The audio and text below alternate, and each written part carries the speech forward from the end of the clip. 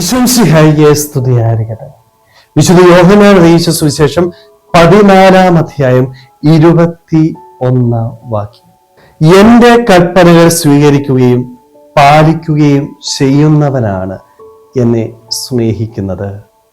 ഈശോ കൃത്യമായിട്ട് ആരാണ് ഈശോയെ യഥാർത്ഥത്തിൽ സ്നേഹിക്കുന്നത് എന്ന് വചനത്തിലൂടെ നമ്മളെ ഓർമ്മിപ്പിക്കുകയാണ്. ആരാണ് സ്നേഹിക്കുന്നത്? ദൈവവചനം സ്വീകരിച്ച് അത് പാലിക്കുന്നവനാണ് യഥാർത്ഥത്തില് ദൈവത്തെ സ്നേഹിക്കുന്നവൻ. നമ്മളൊക്കെ ദൈവത്തെ സ്നേഹിക്കുന്നുണ്ടോ? ഈശോയുടെ ഒരു ചോദ്യം ഇതാണ്. പക്ഷെ നമ്മളൊക്കെ പറയുന്നുണ്ട് ദൈവത്തെ സ്നേഹിക്കുന്നുണ്ട്. വാക്കുകളിൽ മാത്രം ഒതുങ്ങി നിൽക്കുന്ന ഒരു സ്നേഹമാണ് പലപ്പോഴും ദൈവത്തോട് നമ്മൾ കാണിക്കുന്നത്, അല്ലേ?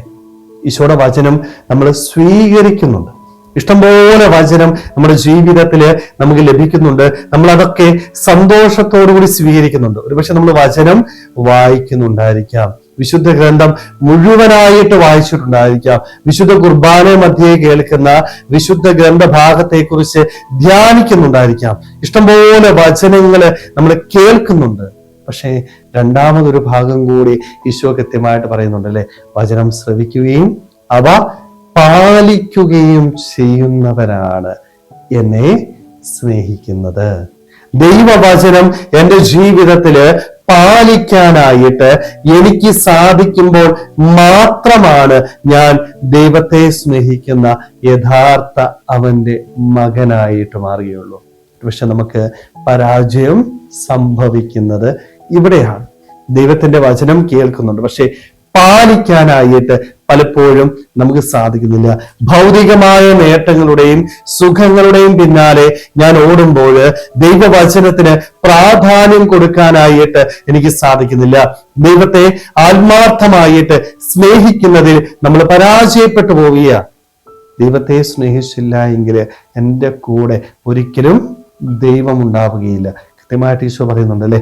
എൻ്റെ വചനം പാലിക്കുന്നവന്റെ കൂടെ ഞാനും പിതാവും വന്ന് ഒരുമിച്ച് വസിക്കും. ദൈവം എൻ്റെ കൂടെ വസിക്കണമെങ്കിൽ, എൻ്റെ ജീവിതത്തിൽ എപ്പോഴും ഉണ്ടാകണമെങ്കിൽ ഞാൻ ദൈവവചനം പാലിക്കുന്ന ഒരു വ്യക്തിയായിരിക്കണം. വചനം കേൾക്കുന്നതോ വചനം സ്വീകരിക്കുന്നതോ വ്യക്തിയല്ല, മറിച്ച് ദൈവവചനം കേട്ട് അതനുസരിച്ച് ജീവിക്കുന്ന വ്യക്തിയുടെ കൂടെയാണ് ദൈവം വസിക്കുന്നത്. സ്നേഹമുള്ളവരെ, നമ്മുടെ കൂടെ നമ്മുടെ ദൈവം വസിക്കുന്നുണ്ടോ? ദൈവം വസിക്കണമെങ്കിൽ ഞാൻ അവന്റെ വചനം പാലിക്കാനായിട്ട് തയ്യാറാവണം. അതുകൊണ്ട് നമുക്കും വചനം കേൾക്കുന്ന വ്യക്തികളായിട്ട് മാത്രം മാറാതെ അവന്റെ വചനം അനുസരിക്കാനായിട്ട്, അതനുസരിച്ചുകൊണ്ട് ഈ ഭൂമിയിൽ എപ്പോഴും ദൈവ സാന്നിധ്യത്തിൽ സന്തോഷത്തിൽ ജീവിക്കുവാനായിട്ട് നമുക്ക് ആഗ്രഹിക്കാൻ പരിശ്രമിക്കാം. ദൈവം നമ്മളെല്ലാവരെയും സമൃദ്ധമായിട്ട് അനുഗ്രഹിക്കട്ടെ. ആമേൻ.